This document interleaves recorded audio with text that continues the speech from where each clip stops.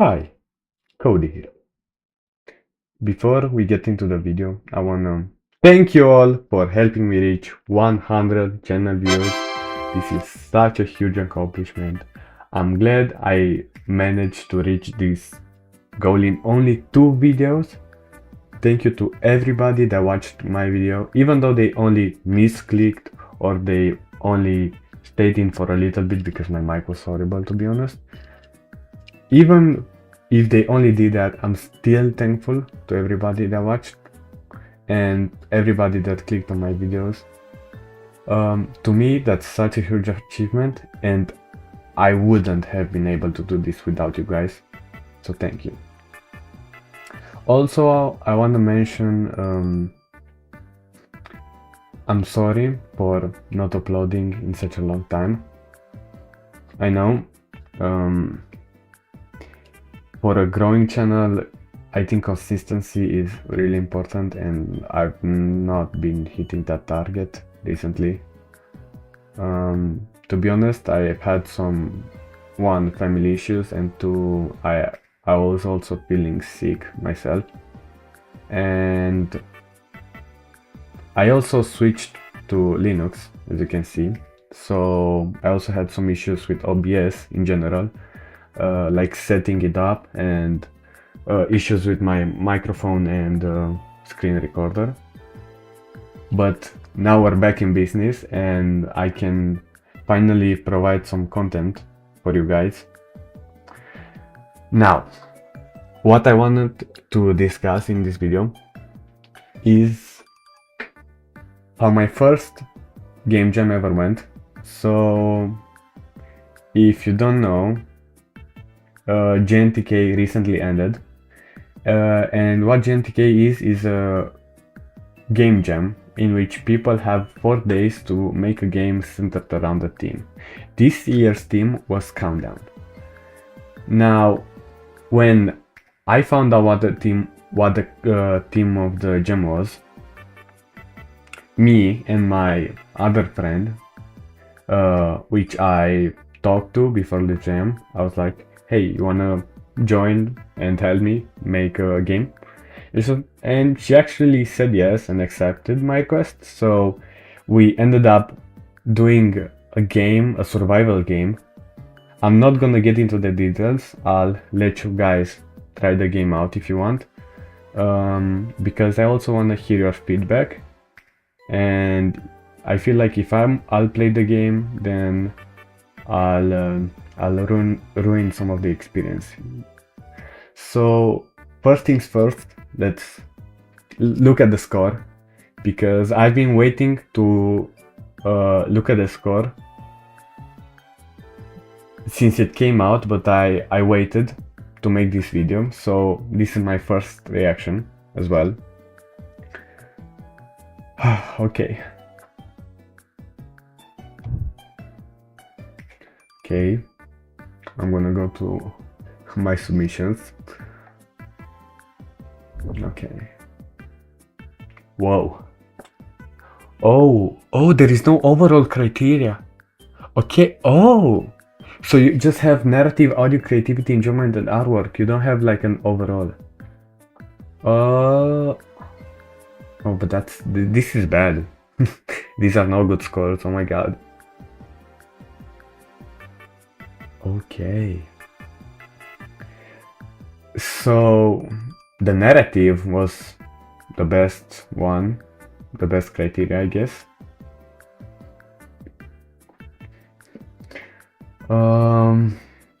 So I don't know, let's calculate the overall.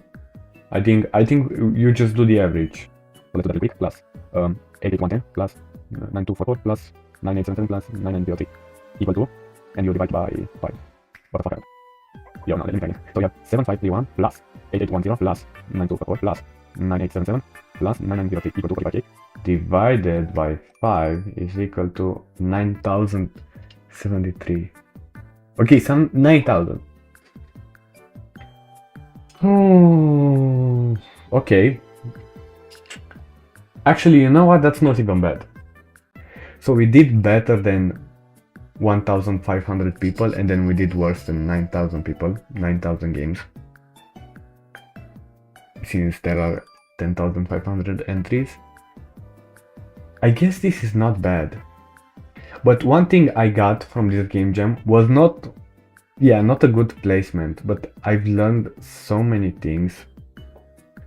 First of all, I got a lot of feedback. After I uploaded my game, I got people that to actually give me honest feedback, which actually helped me to improve. And I'm gonna take that feedback into consideration and actually use it on my next game jam, which will be in 10 days. My next game jam will be the Brakis game jam. If you guys want to check it out, I'm gonna leave the link in the description. I wanna take every single like piece of recommendation I got from this game and just use it in my next one, in my next game jam. Because to me, criticism is something that I appreciate and actually helps me a lot. So every time I got a comment, I always responded honestly. I got comments like this, which I'm so glad people were trying my game out. It was exciting,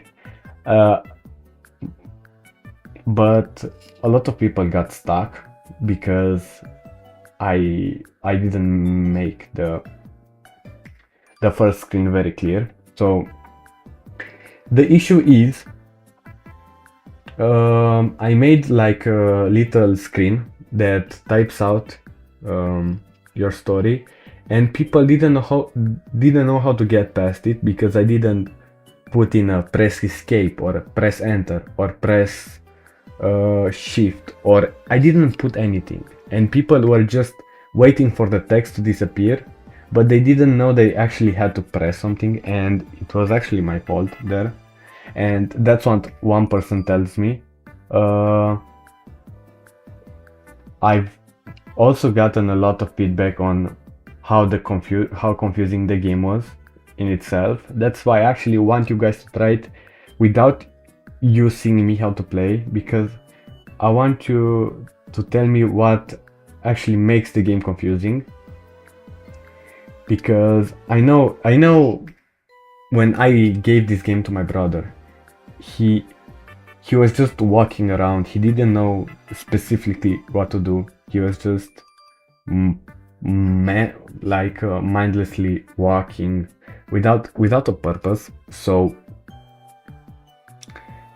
I definitely wanna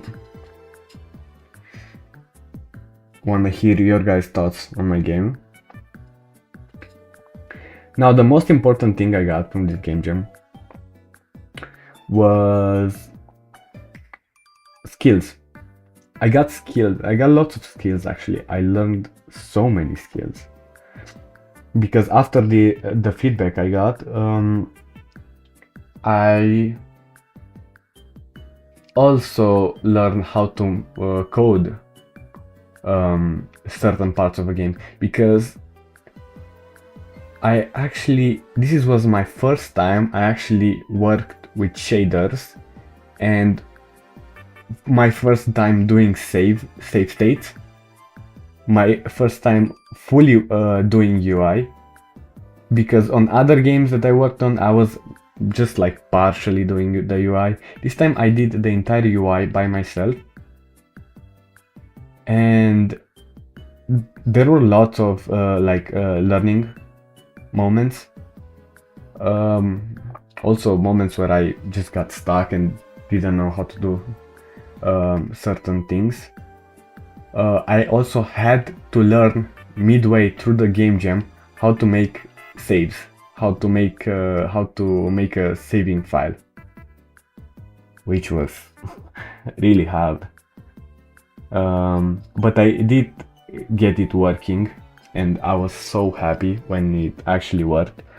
Also shaders, when I learned shaders, because I also learned shaders midway through the game jam, I mostly learned them just to make my buttons glow. That's the only reason I learned shaders, to make my buttons glow. And also for another thing, but that's a little spoiler. So I learned to make shaders. I also learned how to make UI and save states. And I also learned how to work a little better with, I guess, text, you could say. So the greatest part about a game jam is not even the game you make, but it's about what you obtain from the game jam. In my case, it was feedback, and also I got to experience working on different things other than just the player, which was a real nice experience. So if you are new and you are, I don't know, joining your first jam, there is one thing to keep in mind. Do not worry about your rank. Do not worry about how well the game is gonna be, because it's probably not gonna do well, and that's the reality.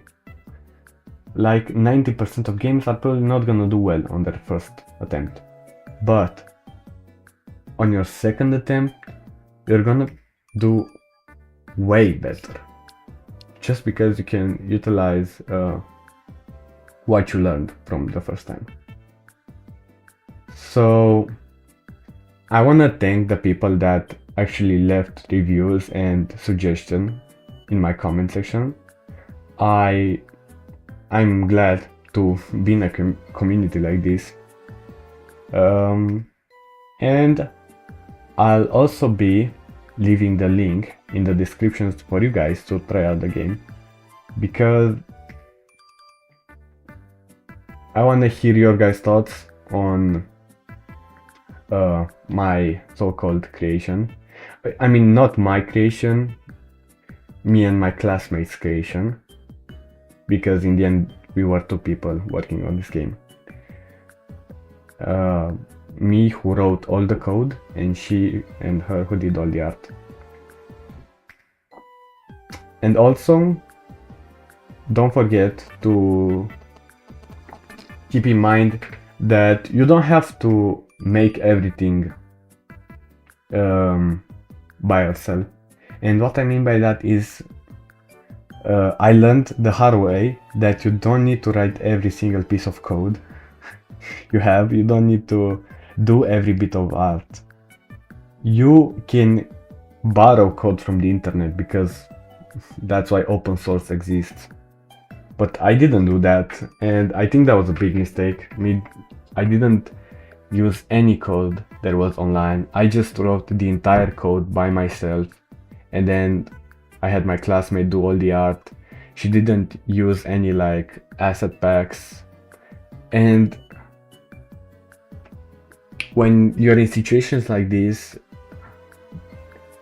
I think it's really important to utilize what's available on the internet, because the only thing I actually used from the internet were fonts. Like the fonts. Fonts for my buttons, for the titles, for everything. The fonts were the only thing I borrowed from the internet. And since that's the only thing I borrowed, I ended up working hours on just the code. And I also had days where I worked more than 10 hours. For example, on day 3 of the jam, I worked 14 hours. I worked 4 hours in the morning, and then I worked 10 hours at night from 6 p.m. all the way to 4 a.m. I worked 10 hours non-stop. The only time I stopped in those 10 hours were when I went to the bathroom. I didn't even eat. And when I put myself through like such when I put my body through such challenges, I think you only end up doing yourself worse, because the next day I couldn't focus, I couldn't do anything. So if the game is not gonna end up the way you want it to, don't overwork yourself, because from what I learned, it just comes back to bite you, and that's actually the worst part of it.